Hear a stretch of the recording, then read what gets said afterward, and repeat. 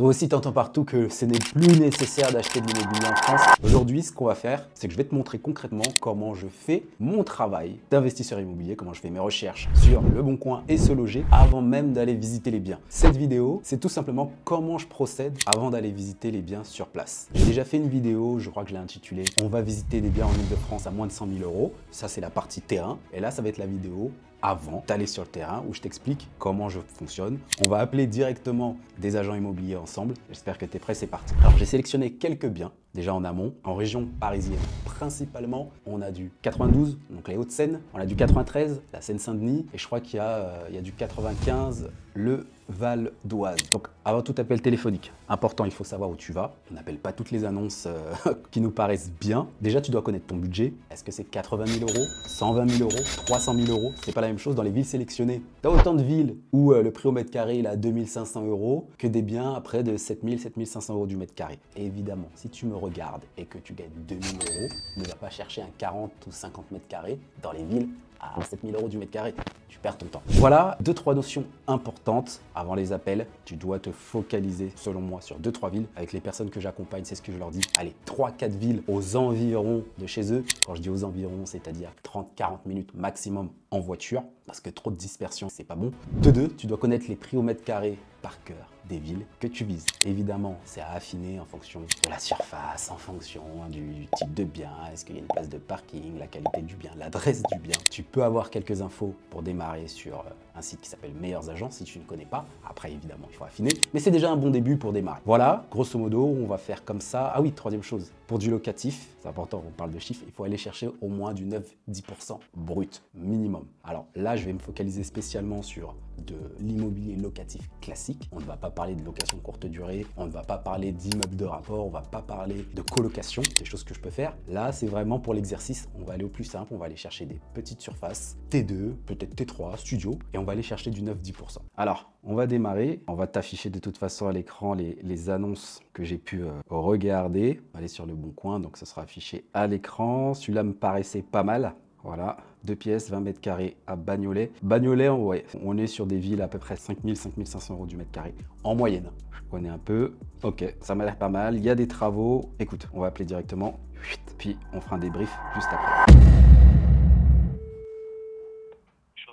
Bonsoir monsieur, je vous appelle concernant une annonce que je viens de voir sur Le Bon Coin. Il s'agit d'un 20 mètres carrés affiché à 110 000 euros à Bagnolet. Oui. Au niveau des travaux, bon, il y a des photos, j'imagine que bon, tout est à rénover, mais est-ce qu'il y a des choses spécifiques à savoir? Non, je pense pas. Bon, le mieux, ce serait qu'on puisse se retrouver sur place et qu'on voit ça ensemble, mais bon, les photos sont assez explicites. Bien sûr. Beaucoup de rafraîchissement à prévoir dans l'ensemble. Alors, je sais pas encore les diagnostics, mais je pense qu'il y a quelques anomalies électriques. D'accord. Sinon, les fenêtres, elles sont en double vitrage, par contre en PVC. Ok. Ce qu'il faut vraiment faire, c'est prévoir des aérations hautes et basses, parce qu'il y a un manque de circulation d'air, ce qui crée de l'humidité aussi dans l'appartement. Ouais, ça se voit sur les photos, effectivement. Voilà. Ouais. Bon, il y a aussi eu des infiltrations par rapport aux habitations au-dessus. Bon, c'est pareil, j'ai pas les derniers PV d'AG, donc j'ai pas trop de détails encore à vous fournir là-dessus. Je pense les recevoir courant de semaine prochaine, donc des réceptions, je pourrais vous les adresser. D'accord.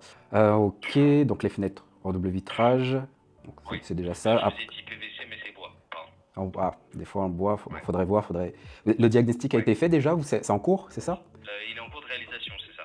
Ok, il est en cours de réalisation, donc potentiellement aussi l'isolation à revoir sur l'isolation, au moins au niveau des murs extérieurs, qui donnent vers l'extérieur. C'est ça. Ok.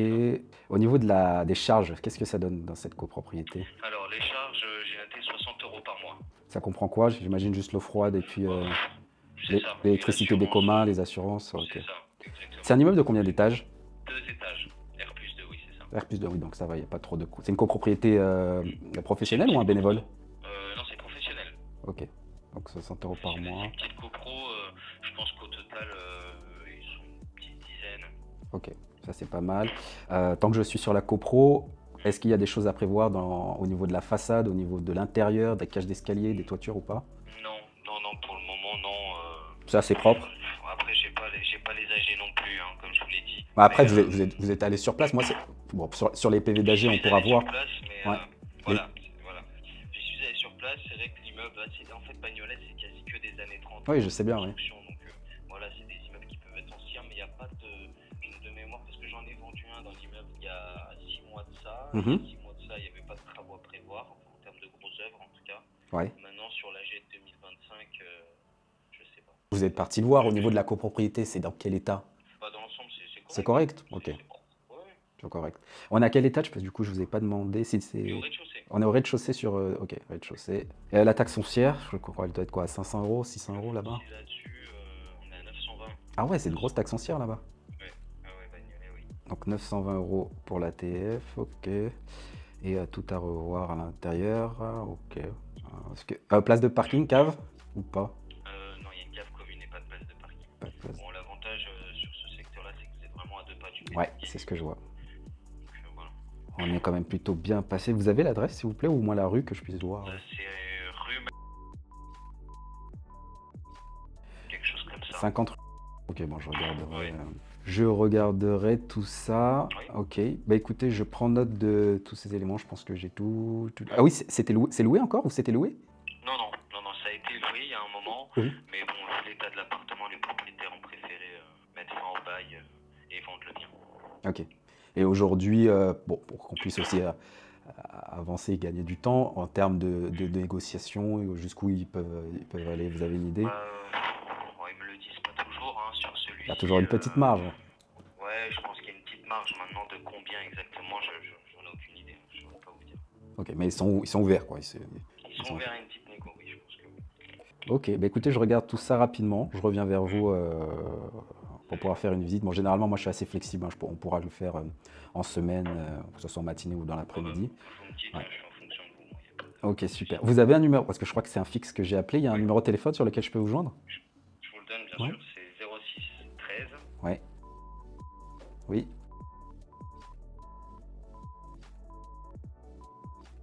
Ok, super. Ok. Est-ce que c'était mis en agence ou pas au niveau de du locatif? Vous savez? non, ça a été... C'était géré en direct? D'accord. Oui, je pense, oui. Vous savez à peu près combien c'était loué ou pas du tout? Très honnêtement, je sais pas, mais bon, à Bagnolet, il y a les encadrements de loyer, c'est plafonné, donc généralement, on tourne autour de 25 € par mètre carré. Ouais. Bon, là, c'est une petite surface, donc peut-être un peu plus. Il faudrait que je regarde sur le site, des encadrements de loyer pour vous dire précisément à combien on pourrait le mettre. Bon, après les encadrements, si on fait quelque chose de beaux travaux, ça peut être justifié, la hausse de loyer peut être justifiée également. Par rapport à l'ancien loyer? Ouais. Ah oui, bien sûr, bien sûr. Ok, bah écoutez, j'ai toutes mes informations, je reviens vers vous soit tout à l'heure par SMS ou sinon demain. Ok, pas de problème. Merci à vous. Je vous en prie. Au revoir. Bonne fin de journée. À vous également. Au revoir.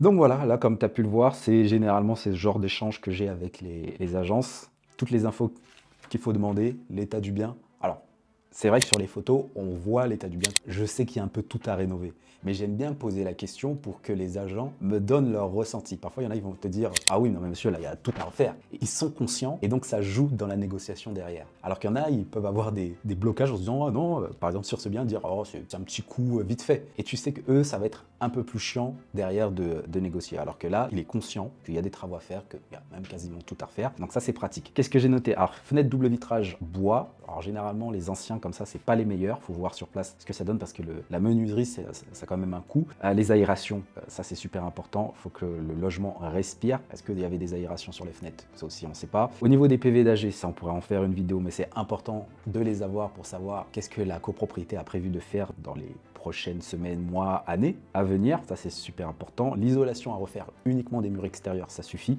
En tout cas, sur ce type d'appartement, étant donné que généralement, en immeuble, c'est assez mitoyen, à gauche, à droite, en haut, en bas. Alors là, en bas, peut-être pas, mais comme il y a un étage, c'est chauffé un petit peu. Il n'y a pas besoin, surtout sur du 20 mètres carrés, de réisoler les 4 murs. Déjà, non seulement ça va rétrécir l'appartement, vu que si tu isoles de 7, 8, 10 cm partout, forcément, l'appartement fera plus 20 mètres carrés, mais peut-être 18,5 ou quelque chose comme ça. Et donc, il faut faire attention non plus à pas trop isolé de partout. Rez-de-chaussée, ça reste un petit défaut. Hein. Les rez-de-chaussée, généralement, sont toujours un peu moins coté. La taxe foncière qui m'a surprise aussi. Pour un 20 mètres carrés, on a 920 € de taxe foncière, c'est assez élevé. Le métro Gallieni, donc ça c'est l'emplacement, il est nickel. Il m'a donné l'adresse. Je sais que sur ce type de bien, pour faire quelques calculs, pour en revenir sur le 9-10% minimum que je t'ai dit tout à l'heure, ce genre de bien rénové. Alors pour les travaux, moi, généralement, je pars sur allez, on va dire du 600 € du mètre carré de travaux. Alors, il y en a là qui vont me dire, ah, mais non, les prix ont augmenté, moi c'est 800 €, moi c'est 900 €, voire 1000 €. Peut-être d'autres vont te dire 400 € du mètre carré, peut-être à une époque. Mais bon, moi, en moyenne, avec mes équipes travaux, genre, je travaille avec plusieurs équipes, généralement à 600 € du mètre carré aujourd'hui en 2025. C'est ce qui ressort. Pour moi, ce bien-là, il peut être loué entre 750 et 750 €. Alors, je sais, pour certains qui ne sont pas forcément de la région parisienne, ils vont se dire, mais quoi, 750 €, 800 € pour du 20 mètres carrés? Oui, surtout dans ces emplacements, oui, clairement. Est-ce que c'est bien, c'est pas bien? Je sais pas, mais c'est le marché, c'est comme ça. Donc du coup, on va faire le calcul. Bien meublé, bien décoré. Allez, on va partir sur 750 €, ok? 750 €, ça fait du 9000 € à l'année. Donc on va calculer le prix du bien, il est affiché à combien? Hop, je me souviens plus à combien il était le prix du bien. T'es à 110 000 €. T'as entendu comme moi qu'il y a une partie de négociation qui est envisageable. Généralement, les profils comme ça de propriétaires, je pense qu'il a eu un locataire qui est un peu compliqué, qui a laissé le logement pas terrible. Ils n'ont peut-être pas les thunes ou ils n'ont pas envie de faire les travaux. Voilà, ils sont dans cette optique-là. Donc ça veut dire que potentiellement, si tu arrives avec un bon profil, que tu es carré, on reste quand même sur une petite surface, donc on ne peut pas non plus trop négocier, mais aller chercher le 97 000 €, c'est pas impossible. Donc on va partir sur 98 000 €, d'accord? Tu vas avoir les frais de notaire, 98 000, on va dire 7% de frais de notaire, tu vas avoir à peu près, alors on va dire 7 300, allez on va dire 7 500 pour faire simple, de frais de notaire.